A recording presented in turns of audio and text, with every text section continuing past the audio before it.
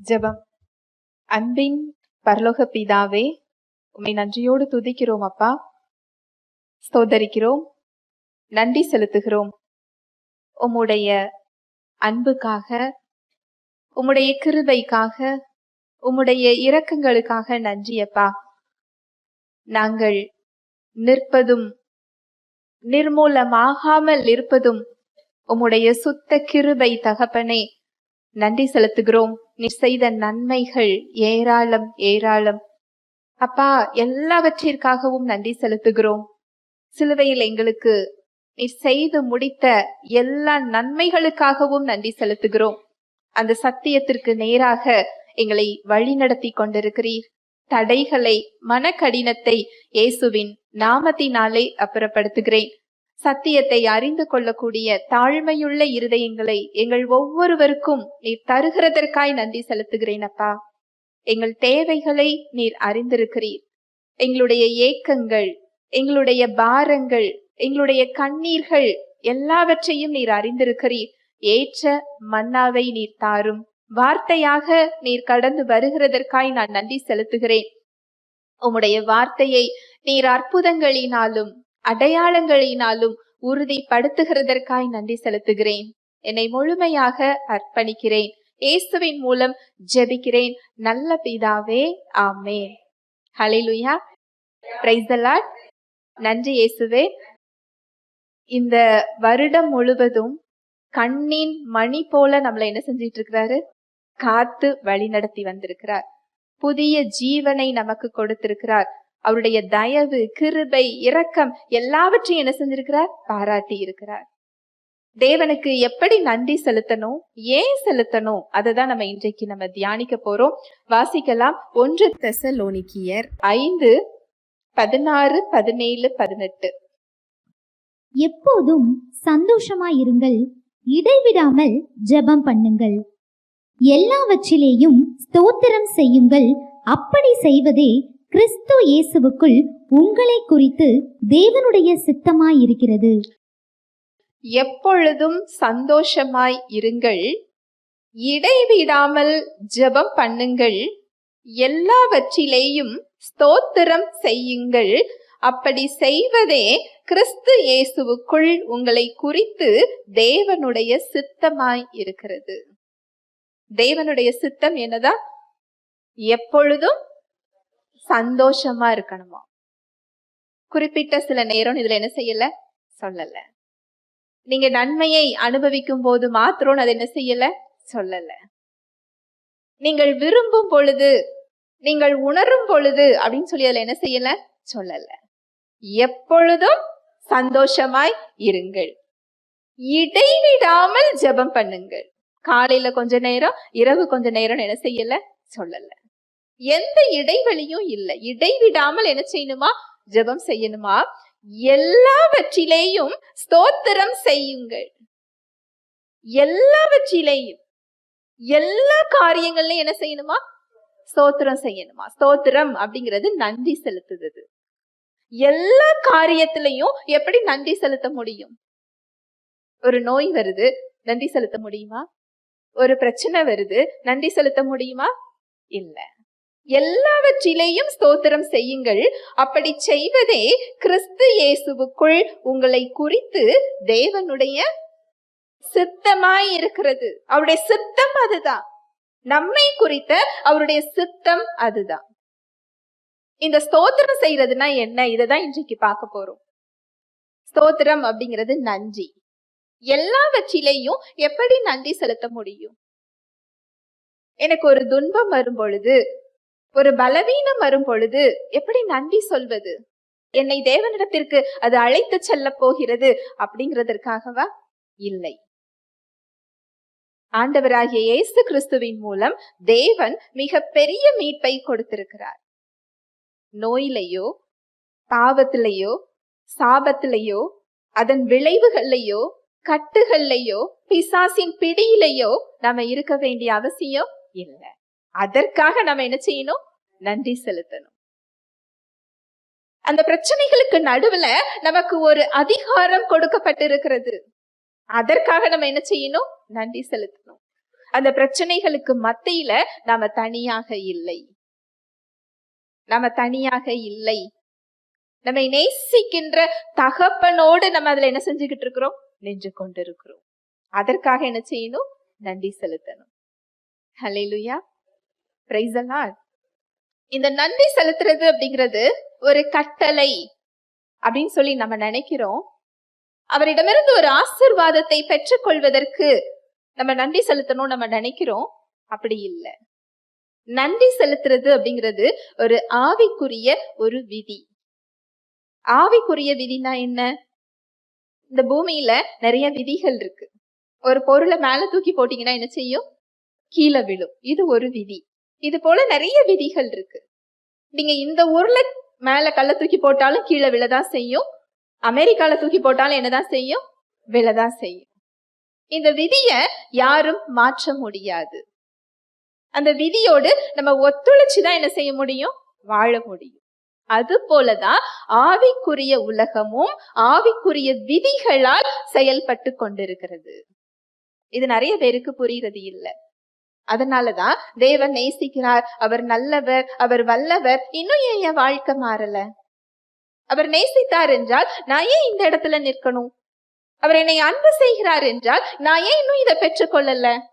ஏனென்றால் ஆவிக்குரிய உலகம் ஆவிக்குரிய விதிகளால் என்ன செய்யப்பட்டிருக்கிட்டு இருக்கு? செயல்பட்டு கொண்டிருக்கிறது.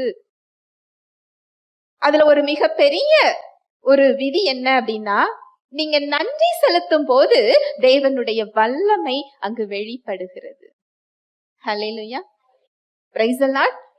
நன்றி செலுத்தும் போது என்ன வெளிப்படுதா? தேவனுடைய வல்லமை வெளிப்படுகிறது. இந்த நன்றி செலுத்துறது முதல்ல நம்மை தேவனுடைய பிரசன்னத்துக்கு அழைத்து செல்லுது. இந்த தேவனுடைய பிரசன்னம் எல்லாருக்கும் ரொம்ப பிடிக்கும். நல்ல ஆவியில நிரம்பி ஜெபிக்கும் பொழுதும், ஆவியில நிரம்பி அவரை ஆராதிக்கும் பொழுதும் நம்மையே என்ன செஞ்சிருவோம்? மறந்துடுவோம் இல்லையா? அதுல நமக்கு வலி தெரியாது, வேதனை தெரியாது. ஏன்னா அதுல தேவ பிரசன்னம் என்ன செய்யுது? வெளிப்படுகிறது. இதனாலதான் அநேகர் ஆவிக்குரிய கூட்டங்களுக்கு போகணும்னு என்ன செய்யறோம்? ஆசைப்படுறோம். ஆனா உண்மை என்ன தெரியுமா? அந்த ஆவிக்குரிய கூட்டம் முடிஞ்சு வீட்டுக்கு வந்து பார்த்தா பிரச்சனை எப்படிதான் இருக்கும்? அப்படியேதான் இருக்கும். அங்க ஒரு பிரசன்னம் இருந்ததே, இங்க ஏன் இந்த பிரசன்னம் இல்ல? அப்ப இந்த பிரசன்னத்துக்காக இன்னும் நான் எங்க போனோம் அப்படின்னு சொல்லி தேடுகின்ற நிலை மக்களுக்கு இருக்கு. சத்தியம் என்ன சொல்லுது அப்படின்னா, இந்த பிரசன்னம் அங்க இங்க அப்படி இல்ல. இந்த பிரசன்னம் எங்க இருக்கு? நமக்குள்ள, உங்களுக்குள்ள இருக்கு. இந்த பிரசன்னத்துல எப்படி இருக்கிறதுங்கிறத நாம தான் என்ன செய்யணும்? சத்தியத்தின் மூலம் என்ன செய்யணும்? கற்றுக்கொள்ள வேண்டும். தேவனுக்கு நன்றி செலுத்துறது அவருடைய பிரசன்னத்தை வெளிப்படுத்துகிறது. அவருடைய பிரசன்னத்திற்குள் உங்களை அழைத்து செல்லுகிறது. எப்படி இந்த ரூமை திறந்து வர்றதுக்கு ஒரு சாவி உண்டோ, அது போல அவருடைய பிரசன்னத்திற்குள் செல்வதற்கான ஒரு வழிதான் நன்றி செலுத்துறது. ஹல்லேலூயா, பிரைஸ் தி லார்ட். வசனம் சொல்லுது பாருங்க, சங்கீதம் 104. அவர் வாசல்களில் துதியோடும் அவர் பிரகாரங்களில் புகழ்ச்சியோடும் பிரவேசித்து அவரை துதித்து அவருடைய நாமத்தை ஸ்தோத்தரியுங்கள். அவர் வாசல்களில் துதியோடும் அவர் பிரகாரங்களில் புகழ்ச்சியோடும் பிரவேசித்து அவரை துதித்து அவருடைய நாமத்தை என்ன செய்யணுமா? ஸ்தோத்தரிக்கணுமா.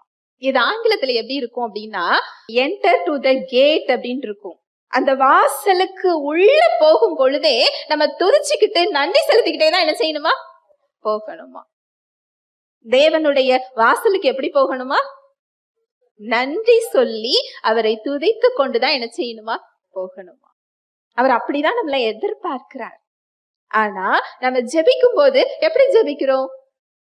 நம்மளுடைய குறைகளையும் நம்முடைய கண்ணீர்களையும் அவரையும் அதுல என்ன செய்யறோம்? குறை சொல்றோம் இல்லையா? நான் படுற கஷ்டம் உங்களுக்கு தெரியாதா? என் கண்ணீர் உங்களுக்கு புரியாதா? என் பலவீனம் உங்களுக்கு புரியாதா? நான் இந்த இடத்துல எவ்வளவு நாள் நின்று கொண்டிருக்கிறேன், ஏன் எனக்கான பதில் இன்னும் வரல? அந்த பழியையும் அவர் மேலேயே தூக்கி என்ன செய்யறோம்? வைக்கிறோம். வசனம் சொல்லுது, அவர் கிட்ட போகும் பொழுது நன்றி செலுத்திக்கிட்டே அவருடைய வாசலுக்கு என்ன செய்யணுமா? போகணுமா? அந்த வசனத்தை மறுபடி வாசிக்கலாம். அவர் வாசல்களில் துதியோடும் அவர் பிரகாரங்களில் புகழ்ச்சியோடும் பிரவேசித்து அவரை துதித்து அவருடைய நாமத்தை ஸ்தோத்தரியுங்கள். அவர் வாசல்களில் துதியோடும் அவர் பிரகாரங்களில் புகழ்ச்சியோடும் பிரவேசித்து அவரை துதித்து அவருடைய நாமத்தை ஸ்தோத்தரிக்கணுமா? எதற்காக துதிச்சு ஸ்தோத்தரிக்கணும்? நம்முடைய நம்பிக்கை அதுல என்ன? அவர் மாறாதவர், அவருடைய வார்த்தை மாறாதது. நம்முடைய பிரச்சனைகளுக்காக இங்க நன்றி செலுத்த சொல்லல. பிரச்சனைகளுக்கு மத்தியில அவர் எப்படி நின்று கொண்டிருக்கிறாரா? மாறாதவராக நின்று கொண்டிருக்கிறார். நேற்றும் இன்றும் என்றும் மாறாதவர். ஆபிரகாம் அவருடைய பிரச்சனைகள்ல இருந்து அவர் விடுவித்தார் என்றால், நம்மையும் விடுவிப்பதற்கு அவர் எப்படி இருக்கிறார்? வல்லவராய் இருக்கிறார்.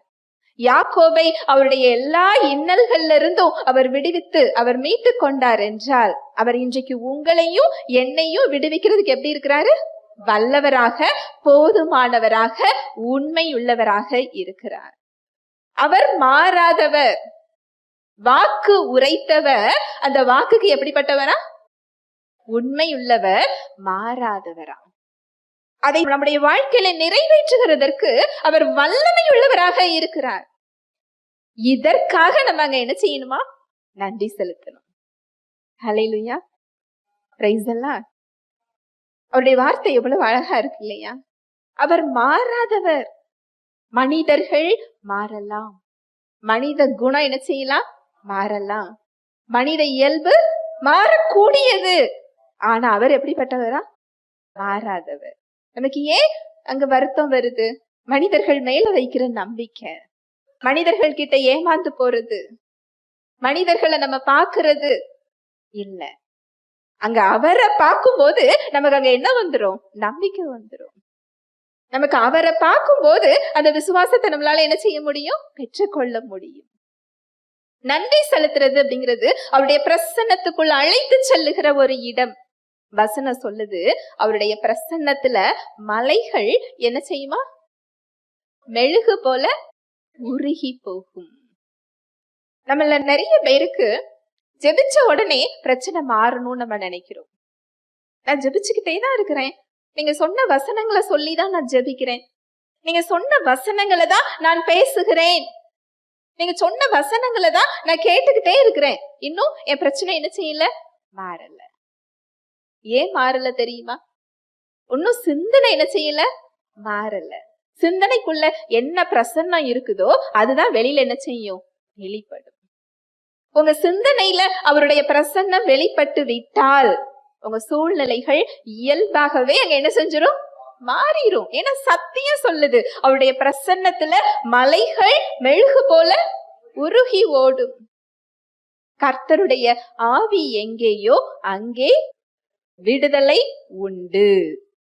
அவருடைய ஆவி மேல இல்ல, அவருடைய ஆவி எங்க இருக்கு? நமக்குள்ள இருக்கு. வசனம் சொல்லுது பாருங்க, 1 கொரிந்தியர் 6வது அதிகாரம் 19வது வசனம்.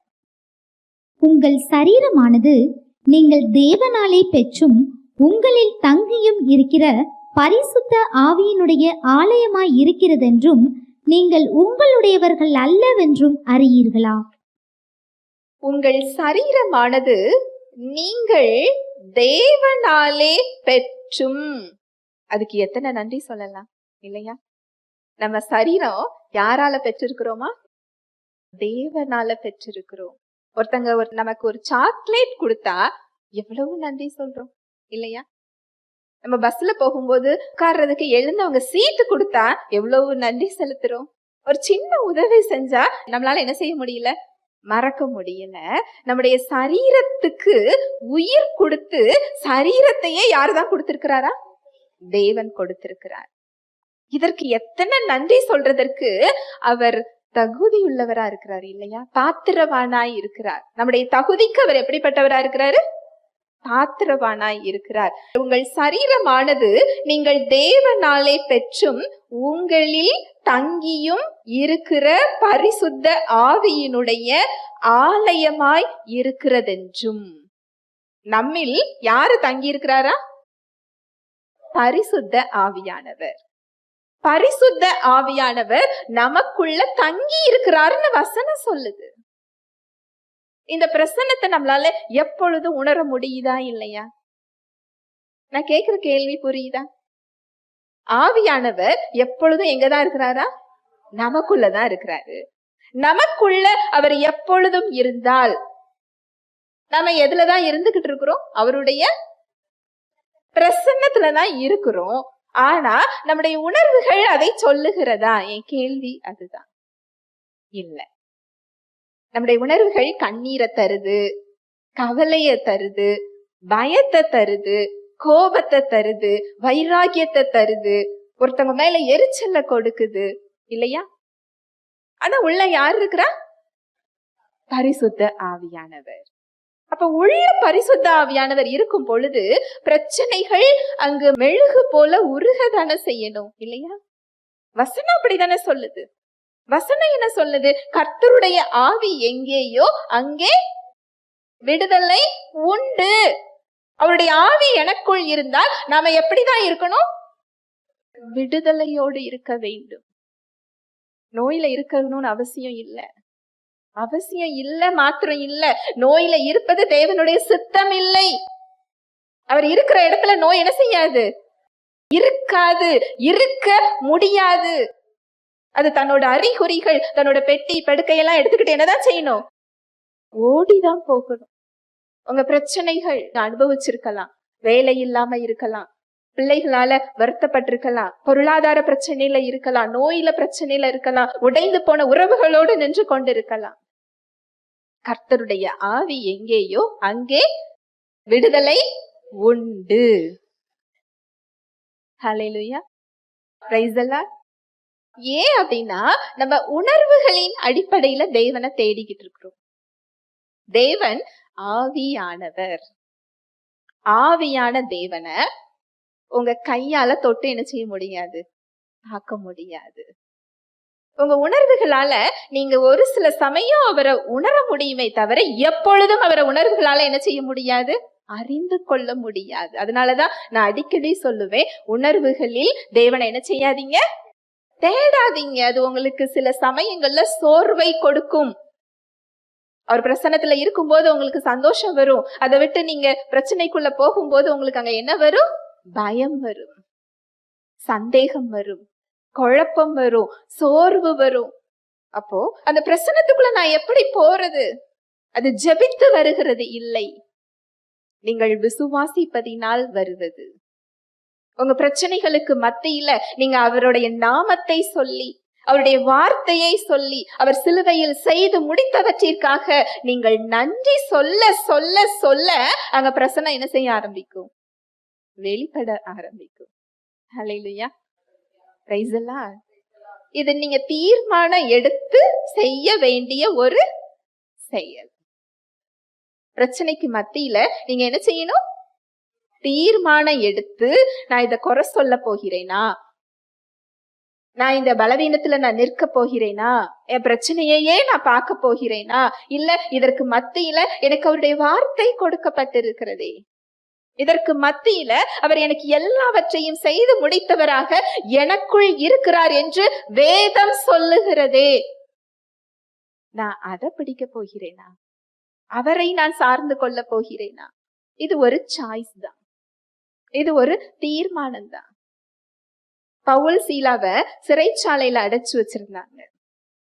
தவறு செய்ததற்காக இல்ல, சுவிசேஷம் அறிவிச்சாங்க. அவரை அடித்து என்ன செஞ்சிருந்தாங்க? சிறைச்சாலையில கொண்டு போய் வச்சிருந்தாங்க. அதுவும் ரத்தம் வருகிற வரைக்கும் அடிச்சாங்களாம். கை கால்களை தொழு மரத்துல மாட்டி வச்சிருந்தாங்களாம். அப்படின்னா என்ன அர்த்தம் தெரியுமா? கை காலை செவர்ல ஆணி அரைஞ்சியா அசைய விடாம மாட்டி வைக்கிறது. கை காலை அவங்களால என்ன செய்ய முடியாது? அசைக்க முடியாது. வலிகிற ரத்தத்தை தொடைக்க முடியாது. இதற்கு மத்தியில அவங்க தேவனை என்ன செஞ்சாங்க? துதிச்சு பாடினாங்களாம். அவங்களுடைய சரீரம் ரப்பராலையா செய்யப்பட்டிருந்தது? அவங்களுக்கு வலிக்குமா? வலிக்கும். அடித்த இடம் வலிக்கும், அவங்க உணர்வுகள் அங்க வலிக்க செஞ்சிருக்கும். ஆனா இந்த இடத்துல அவங்கள துதிக்க வச்சது, நன்றி செலுத்த வச்சது எது வைத்தது? அவங்க உணர்வுகள் அதுக்கு ஒத்துழைச்சிருக்குமா? இல்ல. தீர்மானம் எடுத்து தேவனை நோக்கி அவங்க பார்த்து அங்க துதிக்க ஆரம்பிக்கிறாங்க, நன்றி செலுத்த ஆரம்பிக்கிறாங்க. இத செய்ய செய்ய அந்த இடம் என்ன செஞ்சுதா? அசைந்தது. அவங்க தேவனை துதித்தது, நன்றி செலுத்துறது தேவனுடைய பிரசன்னத்தை அங்கு வெளிப்படுத்துகிறது. அந்த சிறைச்சாலையின் பூட்டை திறக்கிறதுக்கு சாவி தேவையில்லை, அவருடைய வல்லமை போதும். இன்றைக்கு எத்தனை மூடி இருக்கிற கதவுகளை பார்த்து நம்ம புலம்பிக்கிட்டு இருக்கிறோம் இல்லையா? இது எனக்கு எப்ப திறக்க போகுது? இதை திறக்கிற சாவி எப்படி இருக்கும்? இந்த சாவி எங்க இருக்குதுன்னு நம்ம பிரச்சனையை பார்த்து என்ன செஞ்சுக்கிட்டு இருக்கிறோம்? பேசிக்கிட்டு இருக்கிறோம். அது திறக்கிறதுக்கு சாவி தேவையில்லை, அவருடைய பிரசன்னம் போதும். ஹல்லேலூயா, பிரைஸ் தி லார்ட். அந்த பிரசன்னம் வெளியே இல்லை, எங்க இருக்குதா? நமக்குள்ள இருக்கு. அந்த பிரசன்னத்தை வெளிப்படுத்துற இடம் தான் நீங்க அவருக்கு நன்றி செலுத்துற இடம். அது எங்க இருக்கு? உங்களோட வாயில இருக்கு. அதனாலதான் வசனம் சொல்லுது, மரணமும் ஜீவனும் நம் நாவின் அதிகாரத்தில் இருக்கிறது. அதுல பிரியப்படுகிறவர்கள் அதன் கனியை என்ன செய்வாங்க? புசிப்பார்கள். உபாகமம் 30:19 சொல்லப்பட்டிருக்கு. நம்ம முன்னாடி மரணமும் ஜீவனும் இருக்குதான், ஆசீர்வாதமும் சாபமும் இருக்குதான்.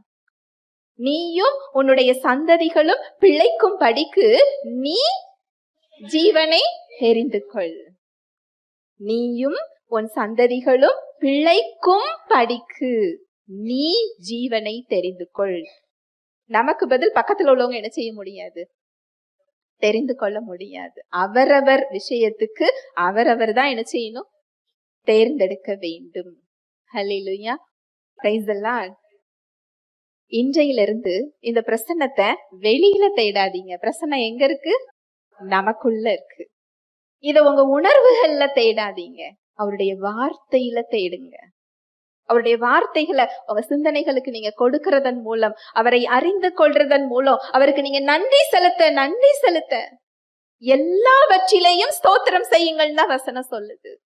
எல்லாவற்றிலேயும் அப்படின்னா என்ன அர்த்தம் தெரியுமா? ஒரு பலவீனம் வருது, நான் அதுல எப்படி ஸ்தோத்திரம் செய்யறது?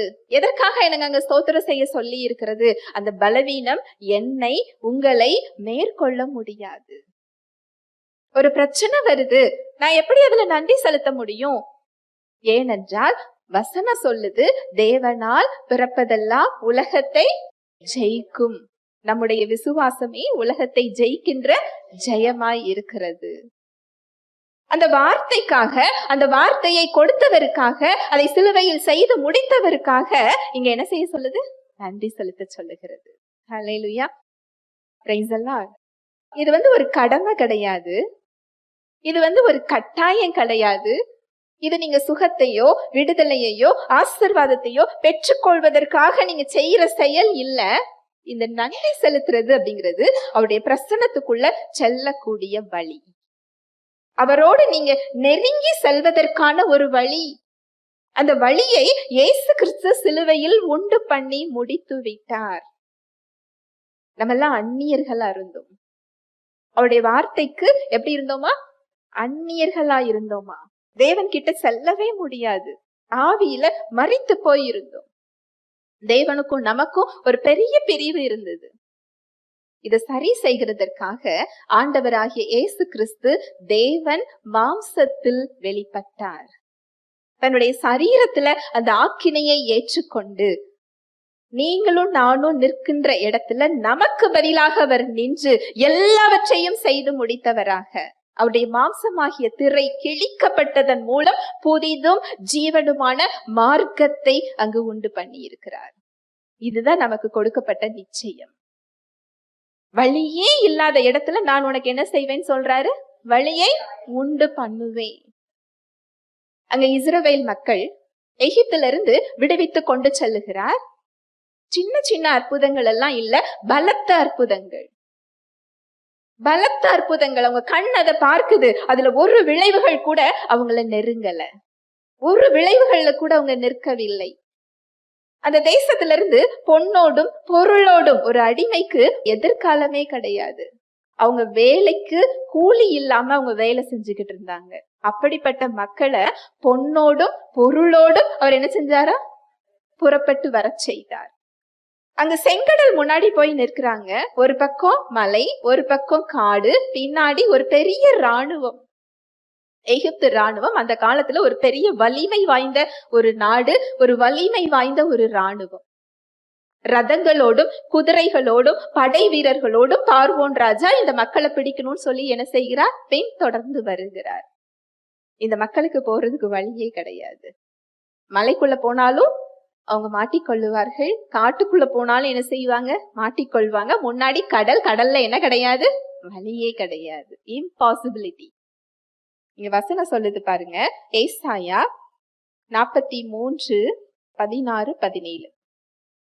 சமுத்திரத்திலே வழியையும் வலிய தண்ணீர்களிலே பாதையையும் உண்டாக்கி ரதங்களையும் குதிரைகளையும் இராணுவங்களையும் பராக்கிரமசாலிகளையும் புறப்பட பண்ணி அவைகள் எழுந்திராதபடிக்கு ஒருமித்து விழுந்து கிடக்கவும் ஒரு திரி அணைகிறது போல அவைகள் அணைந்து போகவும் பண்ணுகிற கர்த்தர் சொல்லுகிறதாவது, முந்தினவைகளை நினைக்க வேண்டாம், பூர்வமானவைகளை சிந்திக்க வேண்டாம்.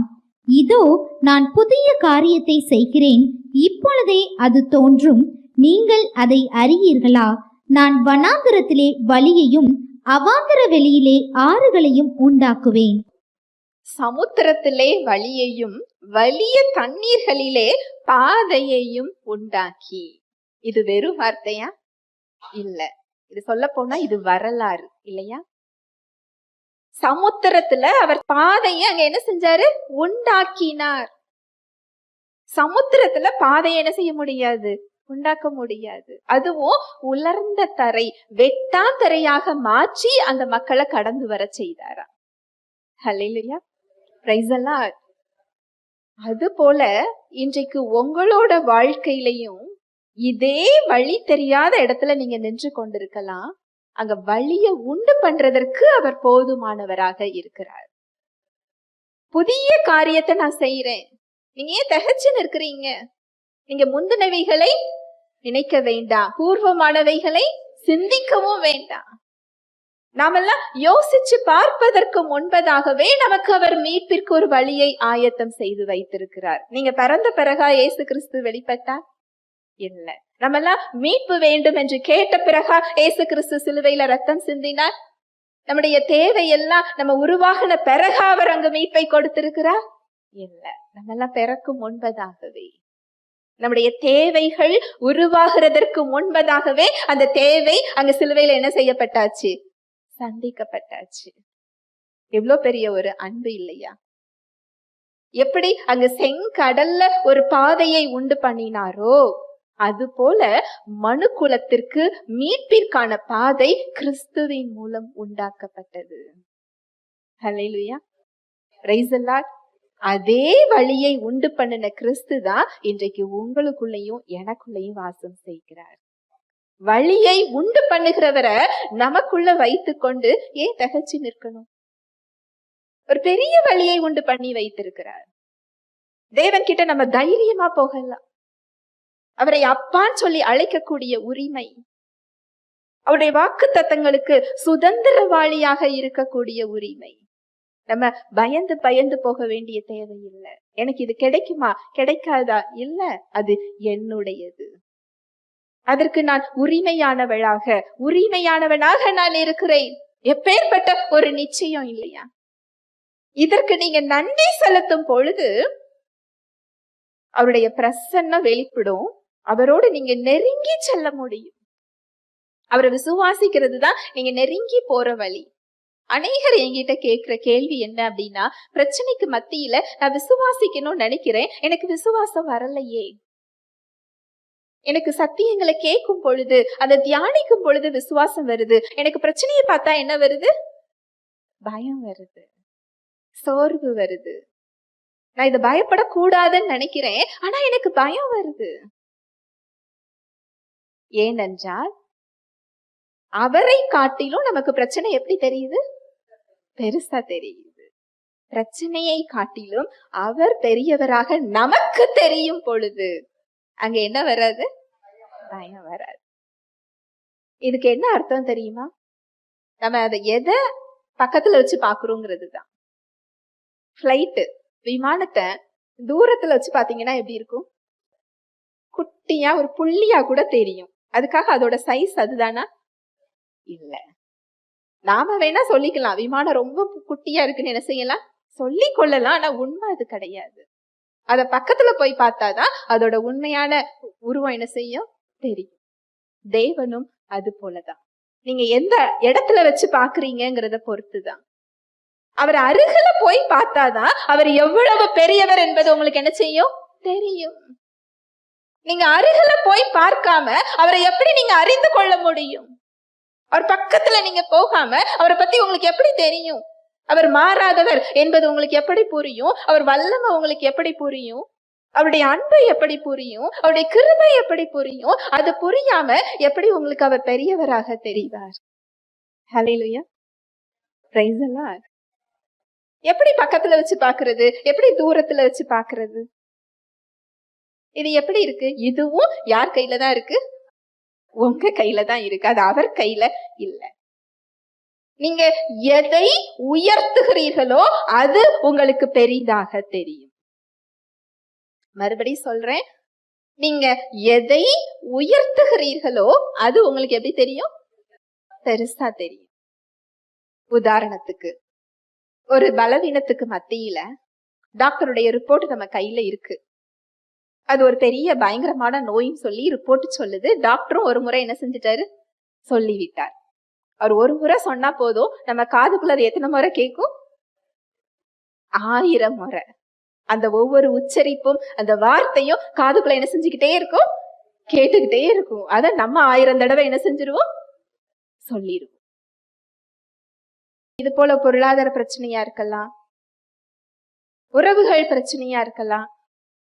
நீங்க இன்னைக்கு என்ன பிரச்சனைய பாக்குறீங்களோ இத நீங்க உங்க சிந்தனையில நீங்க வச்சு பாக்குறது, ரொம்ப பக்கத்துல வச்சு பாக்குறது, உங்க கண்ணால பாக்குறது இல்ல. எங்க வச்சு பாக்குறது? சிந்தனையில. அந்த சிந்தனையில நீங்க அதை வைத்து அதை யோசித்து, இது எப்படி, அது எப்படி, இது எப்படி ஆகும், இது நாளைக்கு எப்படி ஆகும், நாளை மறுநாள் எப்படி ஆகும், இன்னும் 10 வருஷம் கழிச்சு எப்படி ஆகும், அதை நீங்க யோசிச்சுக்கிட்டே இருக்கிறது. அதை நீங்க உயர்த்தி பாக்குறீங்க, உங்க பக்கத்துல வச்சு பாக்குறீங்க. அது உங்களுக்கு எப்படி தெரியும்? பெருசா தெரியும்.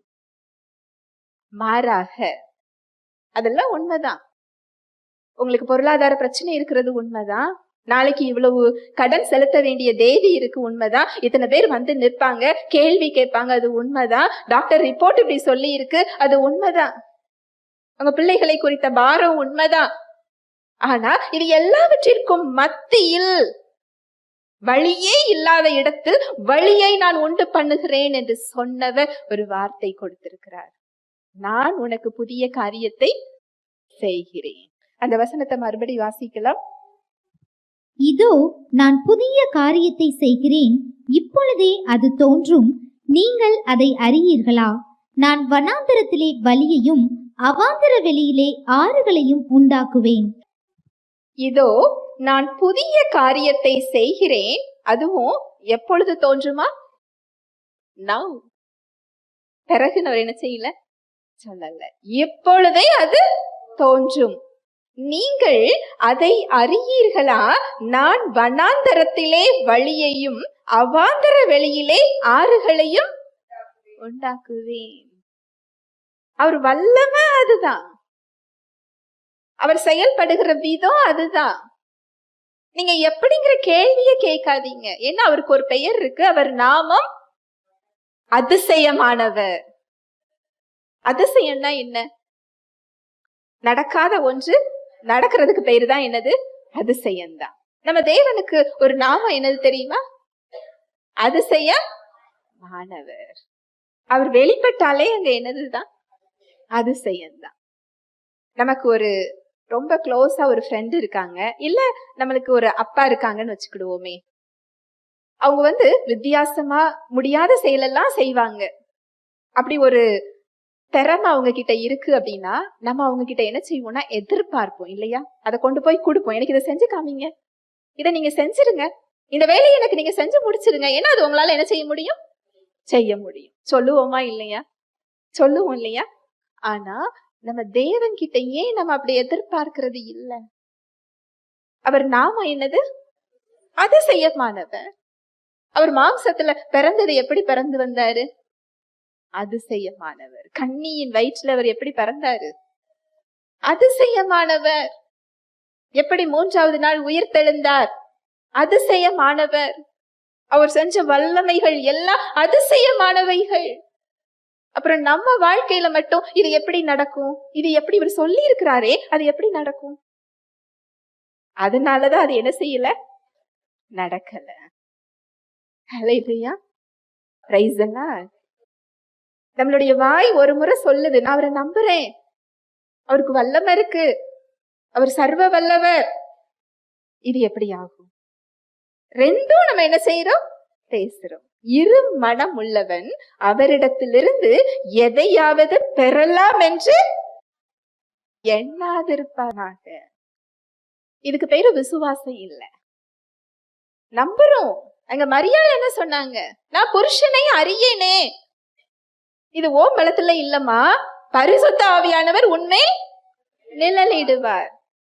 இதோ நான் ஆண்டவருடைய அடிமை, அவருடைய சித்தத்தின்படி ஆக கடவுது. அதனால அங்க அதிசயம் என்ன செஞ்சது? வெளிப்பட்டுச்சு. நம்ம ஒவ்வொருவர் சூழ்நிலையையும் இததான் நாம சொல்லணும். நான் புதிய வழியை உண்டு பண்ணுவேன்னு சொல்றாரா, அங்க இது எப்படி ஆகும்னு கேட்க கூடாது. இதோ உம்முடைய சித்தத்தின்படி ஆக கடவுது. ஆமேன், அப்படியே ஆகட்டும். ஏன்னா நான் உங்களுடைய பிள்ளை. இந்த இடத்துக்கு நீங்க வரும்போது அதிசயம் என்ன செஞ்சிடும்? நடக்கும். ஒவ்வொரு விசுவாசிகள் வாழ்க்கையிலையும் அதிசயத்தை வெளிப்படுத்துறதுக்கு அவர் காத்து கொண்டிருக்கிறார். ஆனா நாம எதிர்பார்க்கிறது எதை எதிர்பார்க்கிறோம்? பிரச்சனையோட விளைவுகளை எதிர்பார்க்கிறோம். இது இப்படி இருந்தா இப்படிதான் என்ன செய்யும்? வரும். இப்படி இருந்தா இப்படிதானே ஆகணும். இது எப்படி ஆகும்? எப்பொழுது ஆகும்? இன்றைக்கு ஆயிருமோ? நாளைக்கு வந்துருமோ? அத விசுவாசிகள் என்ன செய்யக்கூடாது? எதிர்பார்க்க கூடாது. அதிசயத்தை என்ன செய்யணுமா? எதிர்பார்க்கணுமா? இதுதான் நம்ம எதை உயர்த்துறோம் அப்படிங்கிறது. நான் பிரச்சனைய உயர்த்தி பார்த்தேன் அப்படின்னா பிரச்சனை எப்படி தெரியும்? பெருசா தெரியும். நான் தேவனை உயர்த்தினேன் என்றால் அவர் பெரியதாக தெரிவார். நம்ம உயர்த்துறதுனால அவருடைய மகிமை கூடி குறைய போறது இல்ல. நீங்க உயர்த்தினா அவரோட மகிமை கூட போகுது, நீங்க தாழ்த்தினா அவரோட மகிமை குறைய போகுது, அப்படிலாம் இல்ல. அவருடைய மகிமைய நம்ம கூட்டவோ குறைக்கவோ முடியாது. நம்ம சிந்தனைகள்ல அவரை நான் உயர்த்த உயர்த்த நம்மால் அவருக்கு அருகில் செல்ல முடியும், அவருடைய பிரசன்னத்தை உணர முடியும், அவருடைய விடுதலையை நம்ம வாழ்க்கையில வெளிப்படுத்துறத பார்க்க முடியும், இன்னும் அவரை அதிகமா விசுவாசிக்க முடியும், அவருடைய உறவுக்குள் நெருங்கி செல்ல முடியும். அதோட பயன் நமக்கு தானே தவிர அது அவருக்கு அல்ல. ஹல்லேலூயா. Praise the Lord. நாம உயர்த்துறதுனால அவருக்கு ஒண்ணும் ஆக போறது இல்ல, உயர்த்தாம விடுறதுனாலயும் அவருக்கு ஒண்ணும் ஆக போறது இல்ல. நமக்கு நன்மை. எவ்வளவு ஒரு அன்புள்ள தகப்பன் இல்லையா? அவரை உயர்த்துறது அப்படிங்கிறது அதுதான். சங்கீதம் 50:23. ஸ்தோத்திர பலி இடுகிறவன் என்னை மகிமைப்படுத்துகிறான். தன் வழியை செவ்வைப்படுத்துகிறவனுக்கு தேவனுடைய ரட்சிப்பை வெளிப்படுத்துவேன் என்று சொல்லுகிறார். ஸ்தோத்திர பலி இடுகிறவன், அதாவது நன்றி பலி. அவருக்கு பிரியமான பலி என்னதா? நன்றி பலி. ஸ்தோத்திர பலி இடுகிறவன் என்னை மகிமைப்படுத்துகிறான். தன் வழியை செவ்வைப்படுத்துகிறவனுக்கு தேவனுடைய ரட்சிப்பை வெளிப்படுத்துவேன் என்று சொல்லுகிறார். அதாவது இது ஆங்கிலத்துல இந்த வசனம் எப்படி இருக்கும் அப்படின்னா, நம்ம நன்றி சொல்ல சொல்ல நம்மளுடைய விசுவாசம் பெருக ஆரம்பிக்கும். நம்முடைய விசுவாசம் அவரிடத்துல பெருக பெருக என்ன ஆகும் அப்படின்னா, அவருடைய ரட்சிப்பின் பலன்களை அதிகமாக நமக்கு அவர் வெளிப்படுத்துவார். இப்போ ஒரு கிளாஸ்ல 100 மார்க்குக்கு டெஸ்ட் வைக்காங்க இல்லையா? எல்லாரும் 100 மார்க் வாங்குறாங்களா? இல்ல. எல்லா கேட்டகரியிலையும் பிள்ளைங்க என்ன செய்வாங்க? வாங்குவாங்க. ஃபெயில் ஆகிற பிள்ளைங்களும் இருப்பாங்க. ஆனா 100 மார்க் வாங்குற பிள்ளையும் அதுல என்ன செய்வாங்க? இருப்பாங்க. அது போல ரட்சிப்பு அப்படிங்கிறது ஒரு சின்ன அனுபவம் கிடையாது, ஒரு சின்ன ஒரு பலன் கிடையாது. பரலோகத்துக்கு என்னை கொண்டு போய் சேர்க்கிற தகுதி மாத்திரம்தான், எனக்கு பாவ மன்னிப்பவர் கொடுத்திருக்கிறார் அது மாத்திரம்தான் அப்படின்னு நம்ம நினைத்தோம் அப்படின்னு சொன்னா நம்ம ஒரு பெரிய ஒரு விஷயத்தை மிஸ் பண்ணிடுவோம். ரட்சிப்பு அப்படிங்கிறது ஆரஞ்சு பழம் பார்த்திருக்கிறீங்களா? அதுல நிறைய சொலைகள் இருக்கும். அது போல இந்த ரட்சிப்பு பல அனுபவங்களை உள் அடக்கியது. நீங்க என்றைக்கு இயேசு கிறிஸ்துவை உங்களோட ரட்சகரா ஏற்றுக்கொண்டீங்களோ ரட்சிப்புக்குள்ள வந்துட்டீங்க. அந்த வாசலை திறந்து அந்த வாசல்ல என்ன செஞ்சுக்கிட்டு இருக்கிறீங்க? நின்று கொண்டிருக்கிறீங்க. அதை தாண்டி என்ன செய்யணும்? ஒவ்வொரு அறையா செல்லணும். ஹாலுக்கு போகணும், டைனிங் ஹாலுக்கு போகணும், சாப்பிடுற இடத்துக்கு போகணும், படுக்கிற இடத்துக்கு போகணும், அவரோடு பேசுற இடத்துக்கு என்ன செய்யணும்? போகணும். அதுல ஒவ்வொரு பலன்களா இருக்கிறத எடுத்து நம்ம என்ன செய்யணும்? அனுபவிக்கணும். வாசல்லையே நிக்க போகிறோமா? உள்ள போய் எல்லாத்தையும் நம்ம அனுபவிக்க போகிறோமா? இந்த வசனம் அததான் சொல்லுது. மறுபடி வாசிக்கலாம். சங்கீதம் 50:23. ஸ்தோத்திர பலி இடுகிறவன் என்னை மகிமைப்படுத்துகிறான், தன் வழியை செவ்வைப்படுத்துகிறவனுக்கு தேவனுடைய ரட்சிப்பை வெளிப்படுத்துவேன் என்று சொல்லுகிறார். ஸ்தோத்திர பலியிடுகிறவன் என்னை மகிமைப்படுத்துகிறான், தன் வழியை செவ்வைப்படுத்துகிறவனுக்கு. அப்படி யாரு நன்றி செலுத்துறாங்களோ அவங்கதான் அவங்க வழியை செவ்வை பண்றாங்க தேவன் செயல்படுவதற்கு. யார் வழியை செவ்வை பண்றாங்களா? நன்றி பலியிடுகிறவன் தேவன் செயல்படுவதற்கு வழி என்ன செய்யறாங்க? திறந்து கொடுக்கறாங்க, இடம் கொடுக்கறாங்க. அப்படி இடம் கொடுக்கிறவங்களுக்கு தேவனுடைய ரட்சிப்பை வெளிப்படுத்துவேன் அப்படின்னா ரட்சிப்பின் பலன்களை அதிகமாக அங்க என்ன செய்வாங்களா? பெற்றுக்கொள்வாங்க. அப்போ அதிகமா பெற்றுக்கொள்றதும் குறைவா பெற்றுக்கொள்றதும் யார் கையில இருக்கு? நம்ம கையில தான் இருக்கு. இது ஒரு கிளாஸ்ல 100 மார்க் எடுக்கிறதும் ஒரு பையன் கையில தான் இருக்கும். அதுல 0 மார்க் எடுக்கிறதும் யார் கையில தான் இருக்கும்? அது பையன் கையில தான் இருக்குது இல்லையா? சொல்லி கொடுக்கிற டீச்சர் ஒருத்தர் தான். அது போலதான். ஹல்லேலூயா, பிரைஸ் தி லார்ட். மூன்றாவது, யார நம்ம உயர்த்துறோம் அப்படிங்கறத நம்ம பார்த்தோம் இல்லையா? பிரச்சனைய நம்ம பக்கத்துல வைத்திருக்கும் போது பிரச்சனை எப்படி தெரியும்? பெருசா தெரியும். தேவனை நமக்கு அருகில் வைத்து அப்படின்னா நம்ம சிந்தனையில வைக்கிறது. அவரை சிந்தனையில வச்சு பார்க்கும்போது அவர் எப்படி தெரிவாரா? பெரிதாக தெரிவார்.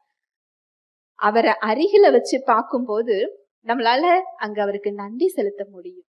அதுல தீர்மானம் எடுக்க நமக்கு எளிதாக இருக்கும். உதாரணத்துக்கு, ஒரு நல்ல சாப்பிட்டு புஷ்டியா இருக்கிற ஒரு குழந்தை, சாப்பிடாம பட்னியா இருக்கிற ஒரு குழந்தை, 2 பேரும் சண்டை போடுறாங்க. யாரு ஜெயிப்பாங்க? நல்லா சாப்பிட்டு புஷ்டியா இருக்கிற குழந்தை தான். அது போல ஆவி உற்சாகம் உள்ளதுதான், மாம்சம் எப்படிப்பட்டது? பலவீனமானது. இந்த மாம்சத்துக்கு நடக்கிறதுக்கு, வேலை செய்யறதுக்கு நம்ம சாப்பாடு கொடுக்கறோமா இல்லையா? கொடுக்கிறோம். அதுக்கு ஒரு 3 நாள் சாப்பாடு கொடுக்காம இருந்தா அது என்ன செய்யும்? எழுந்திருக்க முடியாது, கொஞ்சம் பலவீனமா இருக்கும். அந்த நாள் கூட கூட படுக்கையை விட்டு என்ன செய்ய முடியாது? எழுந்திருக்க முடியாது. உங்களுடைய ஆவியும் அப்படிப்பட்டதுதான். அந்த ஆவிக்குரிய உணவு அவருடைய வார்த்தை. இந்த வார்த்தையை நீங்க உணவாக நீங்க கொடுக்கல அப்படின்னு சொன்னா பிரச்சனைக்கு மத்தியில உங்களால தேவனை பக்கத்துல வச்சு என்ன செய்ய முடியாது? பார்க்க முடியாது. இயல்பாகவே பிரச்சனை தான் உங்க பக்கத்துல என்ன செய்யும்? வரும். ஏன்னா உங்க ஆவிக்குரிய குழந்தைய பட்னி போட்டு மெலிவா ஒல்லியா என்ன செஞ்சிருக்கிறீங்க? வச்சுக்கிட்டு இருக்கிறோம். எந்த குழந்தைக்கு அதிகம் ஆகாரம் கொடுக்கிறோம் அப்படிங்கிறது தான். நம்ம சரீரத்துக்கு ஆகாரம் கொடுக்கிற மாதிரி நம்ம ஆவிக்கு ஆகாரம் கொடுக்கிறோமா இல்லையா? சரீரத்துக்கு வாரத்துல ஒரு தடவை ஒரு குளிர்ந்த ஒரு டம்ளர் காஃபி மட்டும் குடிச்சா அது எப்படி இருக்கும்? உங்க சரீரத்தோட நிலைமை எப்படி இருக்கும்? ஆவிக்கு அப்படிதான் செஞ்சுக்கிட்டு இருக்கிறோம். வாரத்துல ஒரு நாள் ஒரு 1/2 மணி நேரம் ஒரு குளிர்ந்த காஃபி என்ன செய்யறோம்? கொடுத்து கொண்டிருக்கிறோம். அப்ப பிரச்சனைக்கு மத்தியில எனக்கு விசுவாசம் வரல நான் எப்படி சொல்ல முடியும்? எப்படி விசுவாசம் வரும்? உங்க ஆவிக்கு நீங்க உணவை கொடுக்காமல் விசுவாசம் உங்களுக்கு என்ன செய்யாது? வராது. தேவனை பிரச்சனைக்கு மத்தியில உங்களால பக்கத்துல வைக்க முடியாது. உங்களுக்கு ஆசை வரலாம், எனக்கு தேவனை பக்கத்துல வைக்கணும்னு நினைக்கிறேன், என்னால முடியல. என்ன ஆவிக்குரிய குழந்தையால எந்திரிச்சு என்ன செய்ய முடியல? நிற்க முடியல. அதை தூக்கி யாராவது என்ன செய்யணும்? வைக்கணும். அதுதான் எனக்கு இன்னொருத்தவங்க உதவி தேவைப்படுது, எனக்காக ஜெபிச்சுக்கோங்க. இல்ல.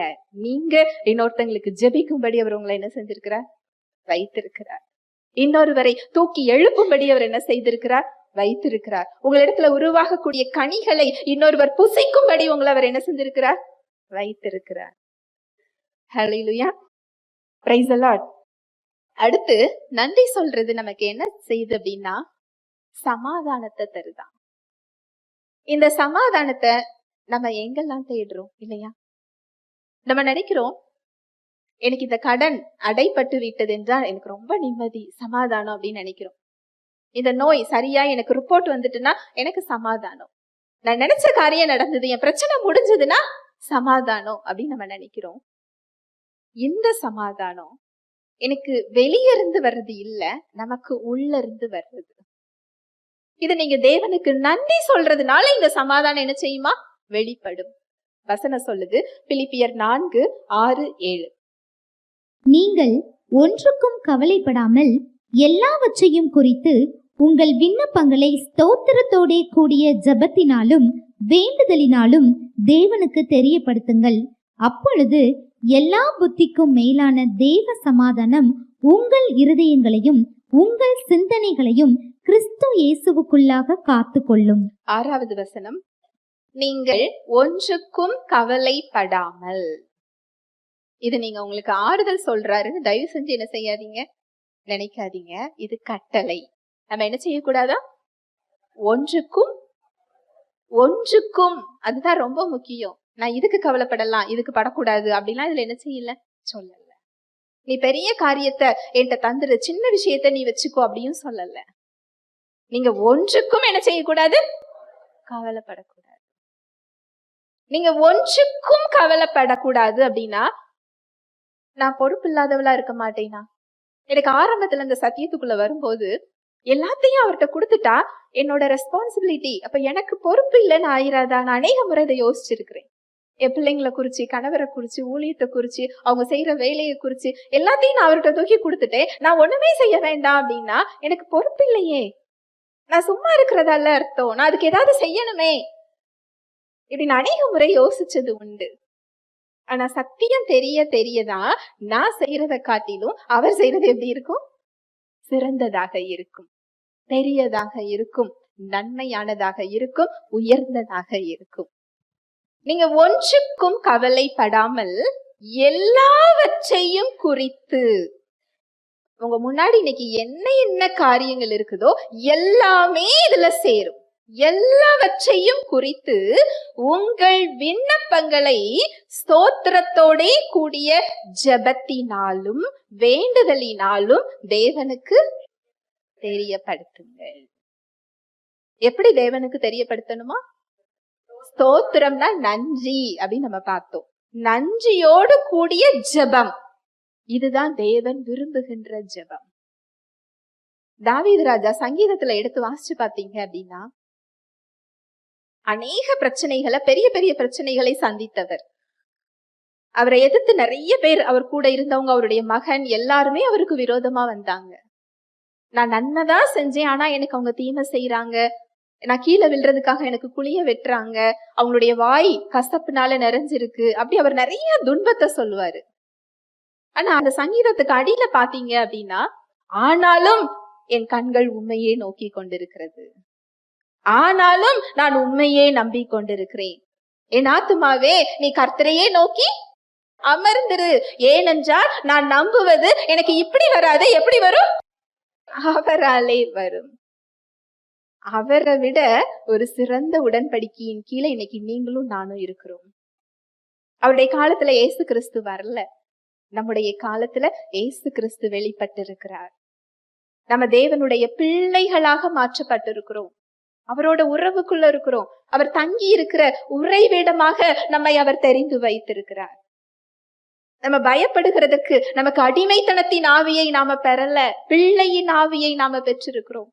எந்த இடத்துல நின்றிருந்தாலும் சரி, செங்கடலுக்கு முன்னாடி நின்றாலும் சரி, தானியேல் போல சிங்க கெபியில நம்ம நின்று கொண்டிருந்தாலும் சரி, நம்ம சிங்கங்களின் வாயில் அகப்பட்டு விடுவோமோ என்ற நிலைமையில இருந்தாலும் சரி, அங்க சாத்ராக் மேஷாக் ஆபேத்நேகோ போல தீக்குள்ள நடந்து போனாலும் சரி, நம்ம பயத்தின் ஆவிய, அடிமைத்தனத்தின் ஆவிய நம்ம என்ன செய்யல, வரல. பிள்ளையின் ஆவி என்ன செஞ்சிருக்கிறோம்? பெற்றிருக்கிறோம். அப்போ நம்ம எந்த அளவுக்கு நம்ம அவரை நம்ப முடியும், எந்த அளவுக்கு அவருக்கு நன்றி சொல்லணும் அதுல, இல்லையா? எந்த வேண்டுதலா இருந்தாலும் நன்றியோடு கூடிய ஜெபம், அதுக்கு பேர் தான் விசுவாச ஜெபம். ஆனா நம்ம என்ன நினைக்கிறோம்? நான் 1 மணி நேரம் அழுகிறேனா தேவன் கேட்டு விட்டார். ஏன்னா என் மனசு எப்படி இருக்கு? திருப்தியா இருக்கு. 1 மணி நேரம் நான் என்ன செஞ்சுட்டேன்? அழுதுட்டேன். நம்ம நம்பிக்கை அவர் மேல, அவர் வார்த்தை மேல இல்ல, என் அழுகையின் மேல இருக்கு. நம்ம நம்பிக்கை நம்ம மேல இருக்க கூடாது, நம்ம செய்யற செயல்கள் மேல இருக்க கூடாது. எனக்கு எவ்வளவு தெரியும், நான் எவ்வளவு நாள் நான் அவருக்கு என்னெல்லாம் செஞ்சிருக்கிறேன், நான் அவரை எப்படி வச்சிருக்கிறேன், நாமே அந்த இடத்துக்கு என்ன செய்யக்கூடாது? வரக்கூடாது.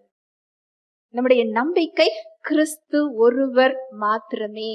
கிறிஸ்துவின் மூலமாக மாத்திரமே தேவன் நம்மை ஏற்றுக்கொண்டிருக்கிறார். கிறிஸ்துவே நம்முடைய தகுதி, நம்முடைய செயல்கள் அல்ல, நம்முடைய பலம் அல்ல. எவ்வளவு பெரிய ஒரு இலவசமான பரிசு இல்லையா? விசுவாச ஜெபம்ங்கிறது அதுதான். ஸ்தோத்திரத்தோடு நன்றியோடு உங்க வேண்டுதலை நீங்க தெரியப்படுத்துறதுதான்.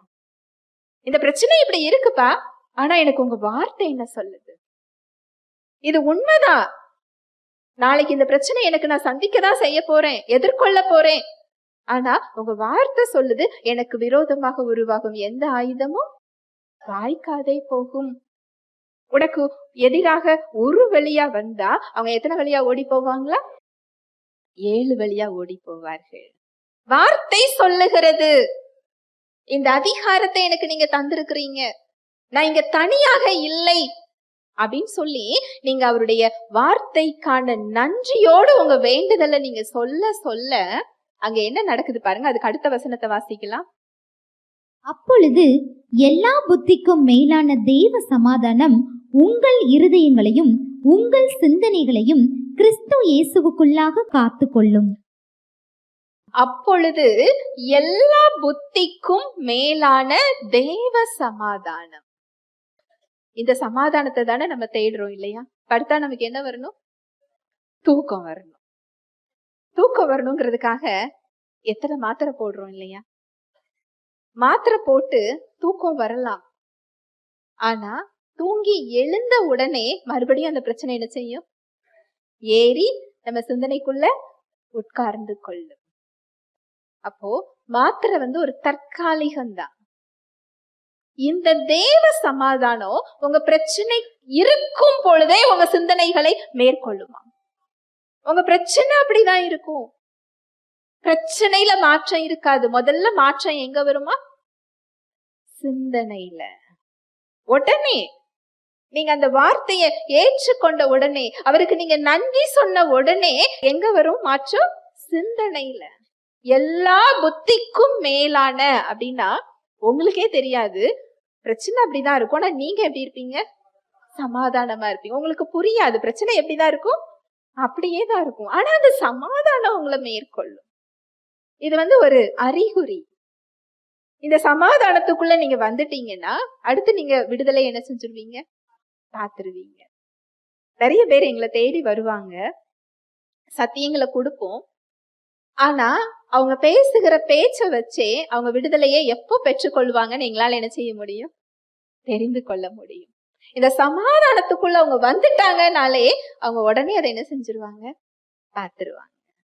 நான் சத்தியத்தை நீங்க சொன்னதெல்லாம் கேட்டேனே, நீங்க சொன்னதெல்லாம் நான் எழுதுனேனே, நீங்க சொன்னதான் பேசிட்டு இருக்கிறேன், நீங்க கொடுத்ததான் வீட்டுக்குள்ள என்ன செஞ்சுக்கிட்டு இருக்கு? ஓடிக்கிட்டே இருக்கு. வீட்டுக்குள்ள ஓடுது சரி, உங்க சிந்தனையில ஓடுதா? உங்க சிந்தனையில என்ன ஓடிக்கிட்டு இருக்கு? அதுதான் உங்க சமாதானத்தை நிர்ணயிக்கிறது, தீர்மானம் செய்யறது அதுதான். அப்படி சொன்னாங்கனாலே அவங்க இன்னும் சமாதானத்துக்குள்ள என்ன செய்யல? வரல. அந்த சமாதானத்துக்குள்ள வந்தவங்களோட பேச்சு எப்படி தெரியுமா இருக்கும்? பிரச்சனை அப்படிதான் இருக்கு, ஆனா கர்த்தருக்குள் நான் எப்படி இருக்கேன்?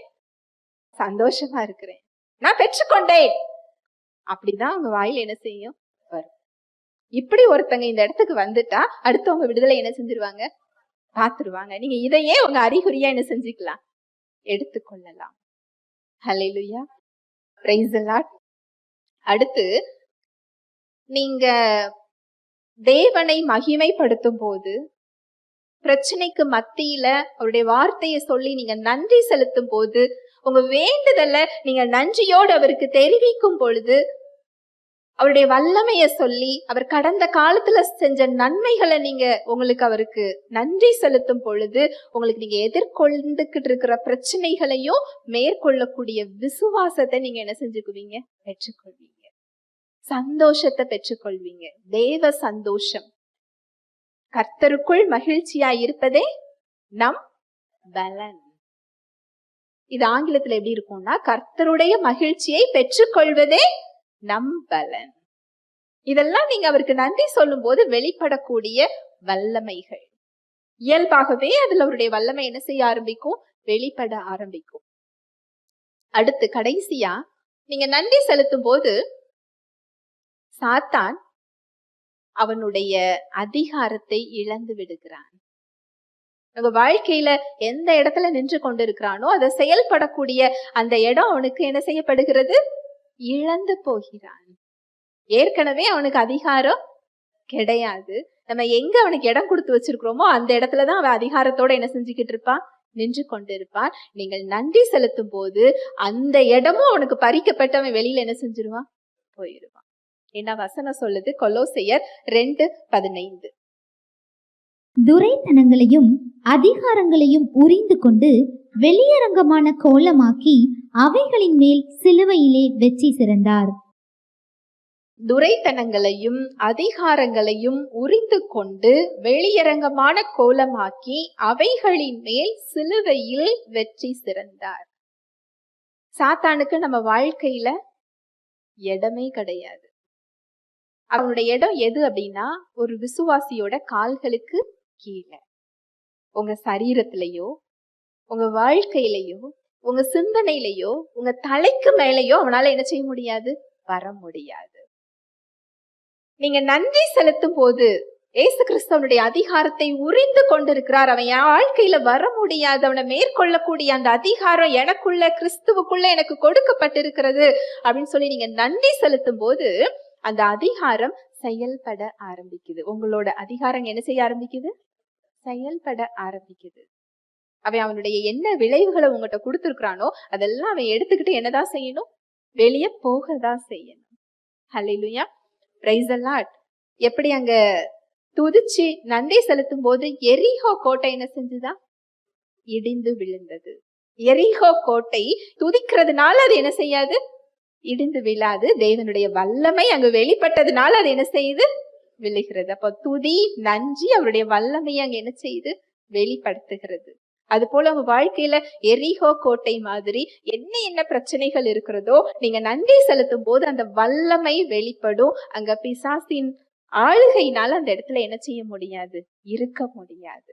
ஹல்லேலூயா, பிரைஸ் தி லார்ட். இன்றைக்கு ஒரு சில பாயிண்ட் நம்ம பார்த்தோம். தேவனுக்கு நன்றி செலுத்தும் போது அது அவருடைய பிரசன்னத்தை நம்மளிடத்துல என்ன செய்து? வெளிப்படுத்துகிறது. அவரோடு நெருங்கிய ஒரு இடத்துக்கு நம்மளை அழைத்து செல்லுகிறது. அவரை நம்ம மகிமைப்படுத்தும் போது அவருடைய வல்லம் அங்க என்ன செய்யுது? வெளிப்படுது. நமக்கு நம்பிக்கை பெருகுகிறது, விசுவாசம் பெருகுகிறது. நம்முடைய கவனத்தை பிரச்சனையில இருந்து அவரை நோக்கி அது என்ன செய்யுது? திசை திருப்புகிறது.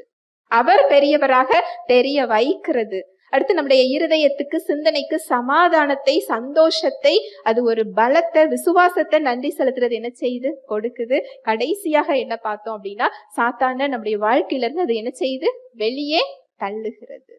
ஹல்லேலூயா, பிரைஸ் தி லார்ட். ஜெபிக்கலாம். அன்பின் தகப்பனே, உம்மை நன்றியோடு துதிக்கிறோம் அப்பா, ஸ்தோத்தரிக்கிறோம், நன்றி செலுத்துகிறோம்.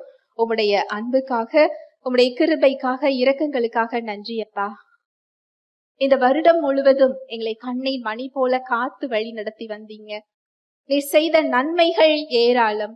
எங்கள் கால்கள் சறுக்குகிறது என்று சொல்லும் போதெல்லாம் உம்முடைய கிருபை எங்களை தயவோடு தூக்கி எடுத்து எங்களை தாங்கி நிறுத்துகிறது தகப்பனே. வேடனுடைய கண்ணிகளுக்கு எங்களை நீர் தப்புவித்தீர். இருளின் அந்தகாரங்களுக்கு எங்களை நீர் தப்புவித்தீர்.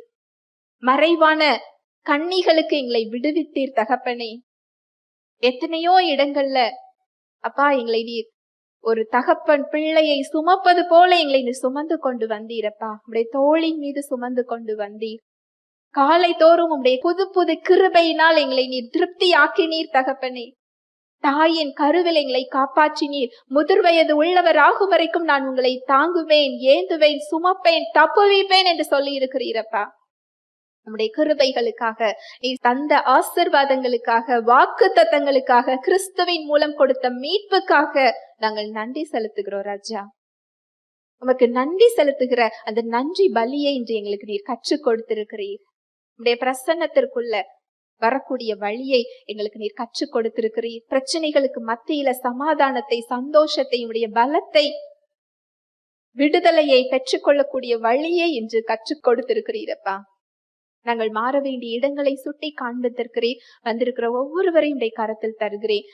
என்ன தேவையில வந்தாங்களோ அவங்களுக்கு ஏற்ற மன்னாவை நீர் கொடுத்ததற்காய் நன்றி. அவர்களோடு பேசியதற்காக நன்றி அப்பா. அவங்க வாழ்க்கையில என்னென்ன இடங்கள்ல தடைகள் இருக்கிறதோ எல்லா தடைகளும் இயேசுவின் நாமத்தினாலே நீங்குவதாக. அவங்க கையிட்டு செய்யும் காரியங்கள் எல்லாவற்றிலையும் நீங்க உங்களுடைய பரலோகத்தின் பொக்கிஷத்திலிருந்து அப்பா அந்த ஆசீர்வாதத்தை கட்டளையிட்டதற்காய் நன்றி. அவங்க களஞ்சியங்கள் நிரம்பியதற்காய் நன்றி அப்பா. அவங்க செய்யும் காரியங்கள் எல்லாவற்றையும் நீங்க ஆசீர்வதித்ததற்காய் நன்றி. நீ சிலுவையில் கொடுத்த தேவ சுகத்தை, தேவ வாழ்வு, தேவ சமாதானம், தேவ ஆசீர்வாதத்தை ஒவ்வொருவர் வாழ்விலையும் இயேசுவின் நாமத்தினாலே நான் கட்டவிழ்கிறேன். வாழ்நாள் எல்லாம் நன்மையும் கிருபையும் உங்களை பின்தொடரும் இயேசுவின் நாமத்தினாலே ஆசீர்வதிக்கிறேன். தேவ அன்பு, தேவ வாழ்வு, தேவ சமாதானம், தேவ சுகம் ஒவ்வொருவரது இருதயம், சிந்தனைகளை கிறிஸ்து இயேசுவுக்குள்ளாக காத்துக் கொள்கிறதற்காய் நன்றி செலுத்துகிறேன். இயேசுவின் மூலம் ஜெபிக்கிறேன் நல்ல பிதாவே, ஆமென்.